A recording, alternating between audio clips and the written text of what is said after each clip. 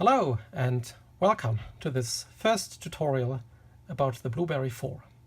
Today we'll be talking about the program counter. The program counter plays a key role in any computer. Now this one here in front of us is a 4-bit program counter, and on its left it has got a USB port through which it gets its power.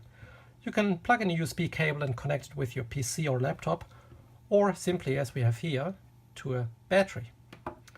So we plug this in and it powers up.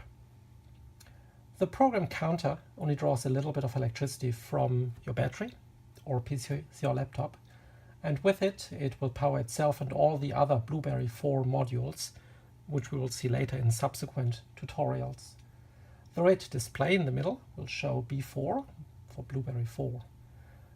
On the program counter module, you will see a switch labeled Enter. Let's press it.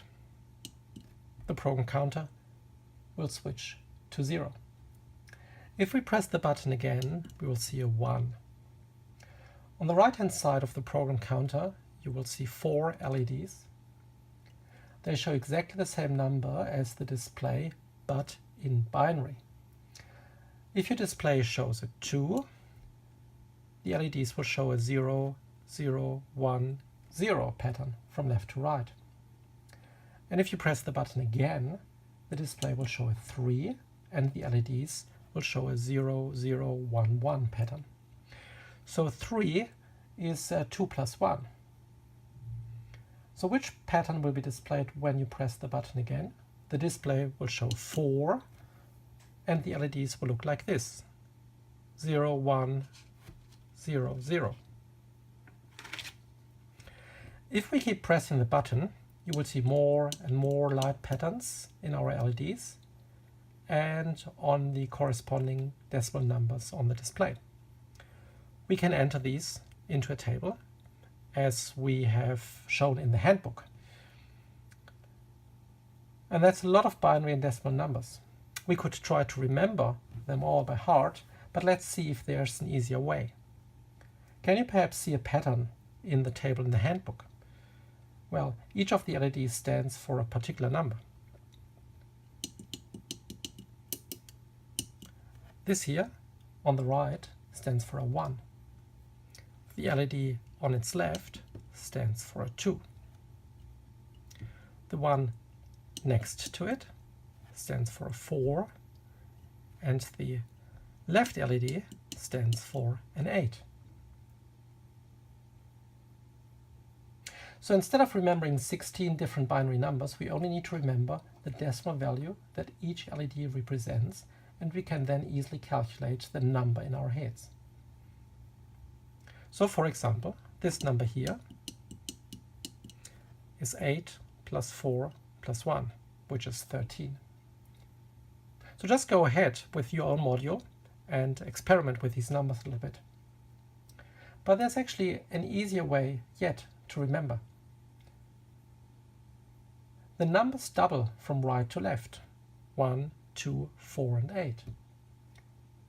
So you only need to remember that the right LED represents a 1 and that the numbers double as we go from right to left. This means that we only have to remember 2 rules about binary numbers. To this point, we have established that the program counter counts from 0 to 15, or in binary numbers from 0, 0, 0, 0 to 1, 1, 1, 1. You've probably discovered that it will tick over to 0, 0, 0, 0 after it has been at 1, 1, 1, 1. Why is this?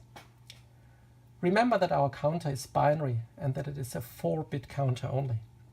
That means that it can only represent numbers from 0 to 15. Adding 1 to 1, 1, 1, 1 results in a 5-bit number, which would be 1, 0, 0, 0, 0. But because our counter can't store the 5th bit, it will simply think that 0, 0, 0, 0 is the new number. That's not a bug, as we will see later.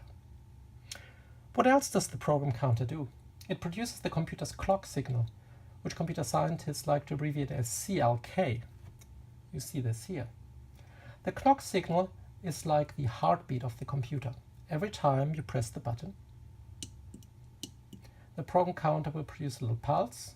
The signal will jump from 0 to 5 volt,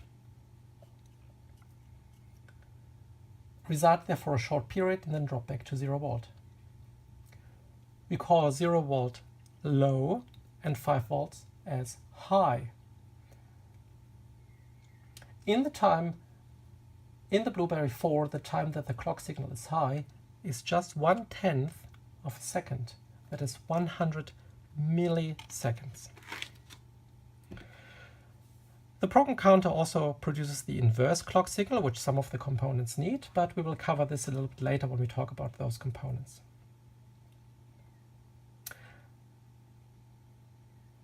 So, we'll talk more about clock and the anti-clock signal when we cover the latch and the RAM modules in the following lessons. And then we will talk more about it at the end of the handbook in one of the lessons there, which is about timing. So that concludes the first lesson. Hope you enjoyed it, and see you again soon.